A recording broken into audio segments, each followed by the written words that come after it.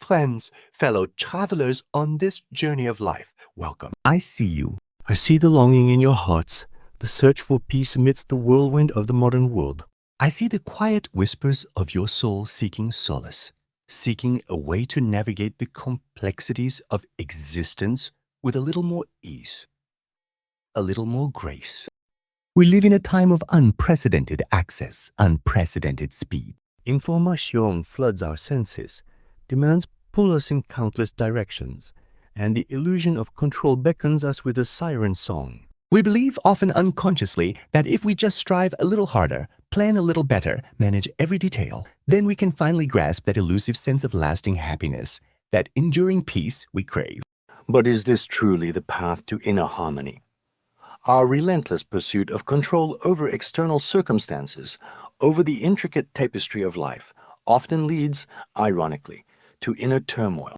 We chase fleeting moments of pleasure, grasping at them like fireflies in the night, while simultaneously resisting the inevitable waves of discomfort, of pain, of loss. This very resistance, this clinging to how we think things should be, is the very source of our suffering. Imagine, for a moment, holding a handful of sand. The tighter you clench your fist, the more the sand slips through your fingers. You try to control it, to possess it, but the very act of grasping makes it impossible to truly hold. This, my friends, is a reflection of our relationship with life. True peace lies not in tightening our grip, but in opening our hands, in accepting the ebb and flow, the inherent impermanence of all things. Consider the timeless wisdom of the Tao, the natural order of the universe. The Tao doesn't strive, it doesn't force, it simply flows. Just as a river effortlessly navigates around obstacles,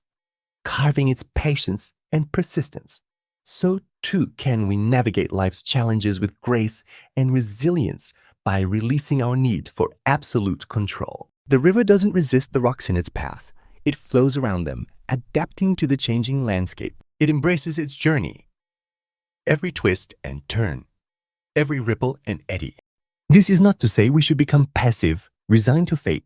Acceptance is not resignation. Acceptance is, rather, a courageous act of acknowledging what is, without judgment, without resistance. It is a recognition that life unfolds in its own time, in its own way, and that fighting against this natural rhythm only intensifies our suffering. Think of a gardener. A wise gardener understands that they cannot control the sun, the rain, the wind. They can, however, cultivate the soil, nurture the seeds, and tend to the growing plants with care and attention. They work with the natural elements, not against them. And in doing so, they create a space where life can flourish. In the same way, we can cultivate the inner landscape of our being. We can tend to the garden of our minds, nurturing the seeds of peace, compassion, and wisdom. And this begins with embracing the present moment, just as it is, without judgment. Finding stillness within, even amidst the storms of external events, is the key. It is in the stillness that we connect with the deepest part of ourselves, the part that is beyond the reach of fear and anxiety, the part that is connected to the infinite source of peace and wisdom within. How do we cultivate this stillness? How do we access this inner sanctuary? Through the practice of mindfulness. Mindfulness is not about emptying the mind, but rather about becoming aware of what is present in this moment, our breath, our body, our thoughts, our emotions, without getting carried away by them. It's about observing the dance of life without getting swept away by its rhythms. Imagine you are sitting by a river watching the water flow by. You see the leaves floating on the surface, carried by the current. You hear the gentle murmur of the water as it flows over the rocks. You feel the warmth of the sun on your skin. You don't try to stop the leaves or silence the water or change the temperature of the sun. You simply observe, without judgment, without attachment.